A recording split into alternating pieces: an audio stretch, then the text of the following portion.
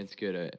We've talked about this before, like necessarily, like as far as I feel like a lot of people hold the building. I mean, yeah, like sure, you can hold the building to a standard, but at the end of the day, that's not the church. You don't need that. The community and the people there are the and church. even in today's society,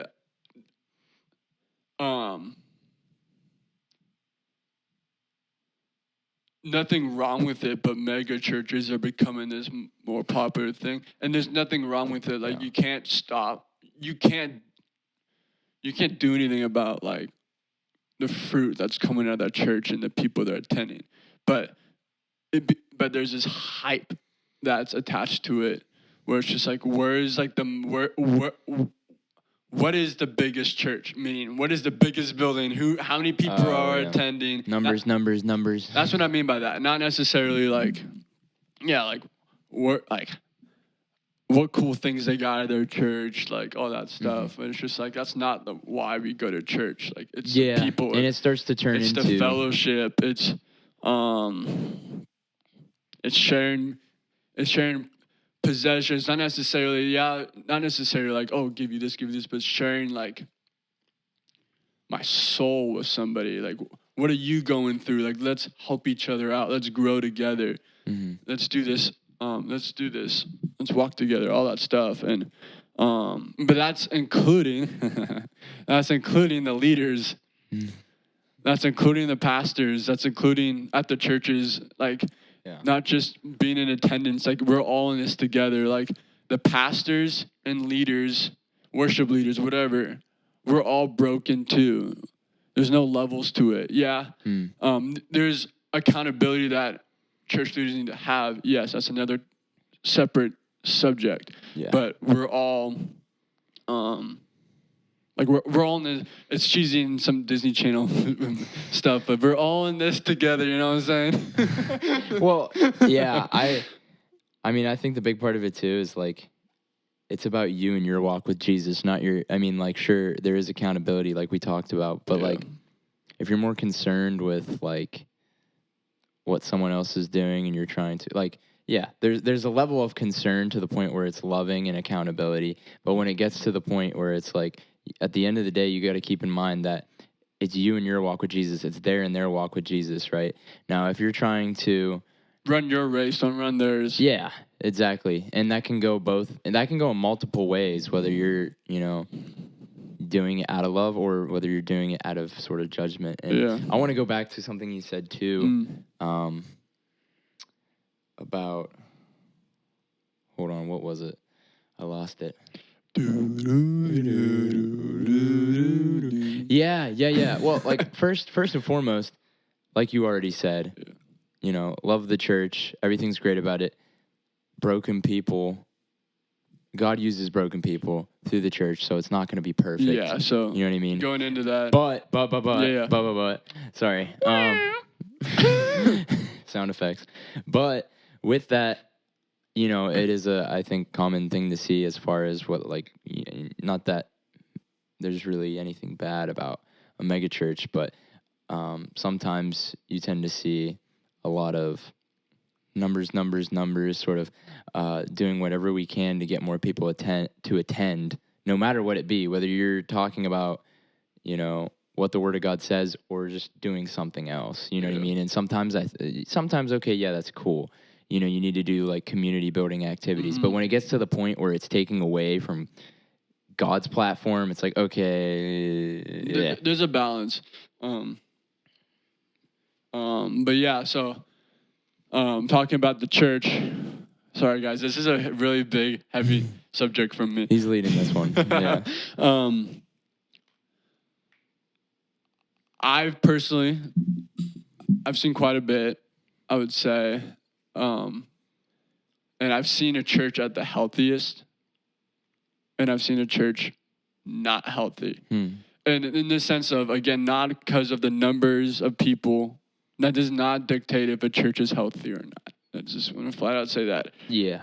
You have 1,000 people at your church or 200 people does not dictate if one's healthier than the next. Exactly, yeah. But I've seen... But through my experiences of being at the church and being in different seasons, I would say, of where church was at. I've seen the beauty behind it in the sense of like I've seen people being there for one another. I've seen God just doing crazy things and it feeling like a family and united and people from different walks of faith and and coming together and pouring into each other and being in fellowship, and it's just awesome. Yeah. But then no church is perfect. It's humbling knowing that God chooses us to build a church as broken people. Yeah, it is. But with that being said, I dealt with church hurt. Yeah.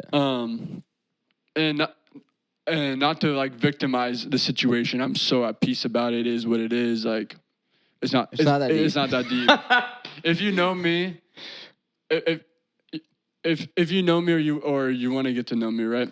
I'm big on people take things so personal, and it's someday you just got to be like, it's not that deep. God's got the best for me. Move on. Yeah. Move on. Real quick. Yeah. Can you take your mic and face it like so it's like closer to where you're speaking? Sorry. Yeah. My bad. That's the production side of me coming out. But yeah, audio production, man. It's not that deep. But with that being said, the biggest and I bring up church here because many people deal with it. Yeah. And I think we can be quick to say, oh, no church is perfect. It's run by broken people. And I'll be like, yeah, sure. But at the same sense, like, when are we going to talk about it? Because that can't be an scapegoat for saying, oh, well, we can't improve as the church, meaning the Big C church. When I say church, like, and the biggest thing that I've seen that ruins churches, like church communities, gossip. Yeah. Gossip kills. I'd say that's definitely one part. Kills. Of it, and not just, gossip within the leaders. Yeah. And people who are appointed authority. And, I've seen that. It's a bummer. I mean, it's a bummer. Because that just like in any type of regular relationship, if you say one thing, like telephone, you say one thing and somebody's gonna change it and somebody's gonna change it and somebody's gonna change it, and then you get to the last person and it's completely. Is that? Oh, what did you say? No, that's not what the first person said. You know. Yeah. It's continue domino effect changing, and it kills. Like, it's rough. Yeah, I'm just thinking of examples. You know, not necessarily as much as like along the leaders, but also just the community itself. Well, that's what I mean. Like, I've seen both, obviously, but I think about it a lot because it's like, because I've seen a church super healthy where it's not like that. Yeah. And that's why it's like, and it made me, and then being away from it, it's made me think of, there's probably so many that are like that too. Of that's just and why and hearing from peers of like why they leave is because they feel judged by people at the church. If it's if it's a leader, wait, you take it from here. My computer's not charging. Oh, it's not. Womp womp. Anyway, yeah, I was just gonna sort of say, as far as like, I mean, we already sort of talked about.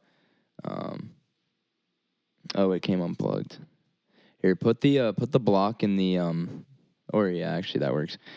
What I was gonna say was how we sort of already talked about gossip and judgment and that whole ordeal of how gossip leads to judgment, leads to condemning.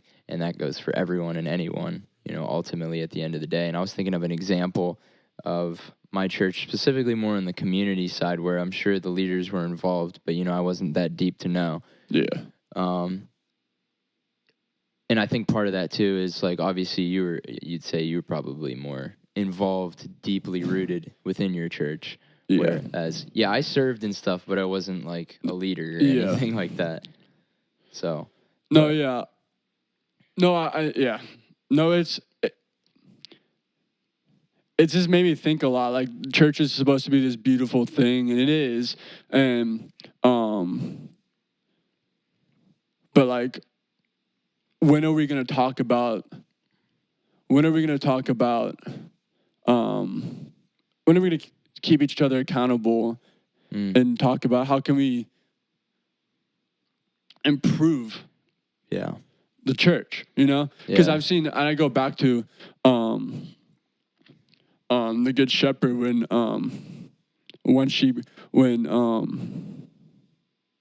he has 99 sheep and the one leaves, right, and he goes back for the one, right, symbolizing like God comes for us as for the one, right, and no matter he always go seek, right? And I think about that as like leaders, like when are we going to do that? Because there's so many people.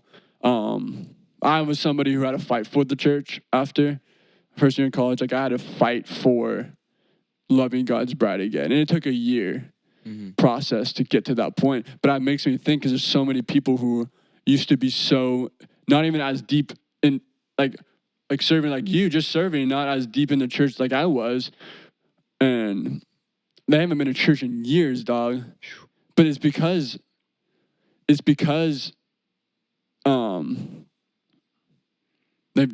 judgment they feel like they received. They feel like they can't be the broken selves they are. Yeah. They feel like they have to be puffed up when it's just like we're not. That's not. None of us are. We're all broken, and but when are we gonna be like, yo, why haven't I seen them at church? Or like, why? What's going on? When are we gonna like? And I think it's interesting because I think you can say like people are wired differently, and maybe that's why. But it's just like, it's like when are we gonna keep pursuing and suing to then water, and that God continue to do what He was doing. But I don't know. It's interesting. Yeah, I think